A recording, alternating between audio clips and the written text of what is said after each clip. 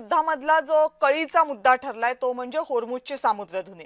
आता ती सामुद्रधुनी मोकळी करण्याचं एक महत्त्वाचं काम अमेरिकेला करायचं आहे. जर अमेरिकेला याच्यातनं बाहेर पडायचं असेल तर, जर अमेरिकेला बाहेर पडायचं असेल तर होर्मुझची सामुद्रधुनी मोकळी करून घ्यायची असेल तर त्याला इराण काही सहजासहजी तयार होणार नाही, कारण इराणच्या हातातलं ते सगळ्यात मोठं शस्त्र आहे.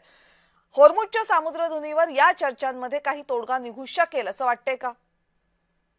एक आपण लक्षात घेतलं पाहिजे की ही लढाई सुरू होण्याच्या आधी होर्मुझची सामुद्रधुनी सगळ्यांकरता मोकळीच होती. ही लढाई सुरू झाल्यानंतर ती इराणने ब्लॉक केली आहे. मग ती पुन्हा मोकळी जर करण्याचंच फक्त काम असलं तर लढाई केली कशाला, असा प्रश्न सगळं जग विचारतंय. हे पहिली गोष्ट. दुसरं, इराण ती अजिबातच सोडणार नाहीये, कारण इराणकडे हातात दुसरं काहीच नाहीये. अमेरिकेनी आणि इस्रायलनी इराणची इतकी वाट लावलेली आहे की आता लढायला त्यांच्याकडे फक्त होर्मुझची सामुद्रधुनी आहे. ती काय परिस्थिती आहे ते आपण लक्षात घेतलं पाहिजे. ऍट द नॅरोएस्ट पॉइंट त्याची रुंदी 31 किलोमीटर आहे. परंतु ऍक्च्युअली ज्याच्यातनं टँकर जाऊ शकतात, कारण टँकर जायला खूप खोल पाणी लागतं. त्या खोल चॅनल फक्त टोटल 6 किलोमीटर रुंदीचे आहेत. त्यातल्या 2 किलोमीटर जायला, 2 किलोमीटर यायला आणि मध्ये 2 किलोमीटर बफर, म्हणजे 6 किलोमीटरचाच फक्त एरिया अवेलेबल आहे.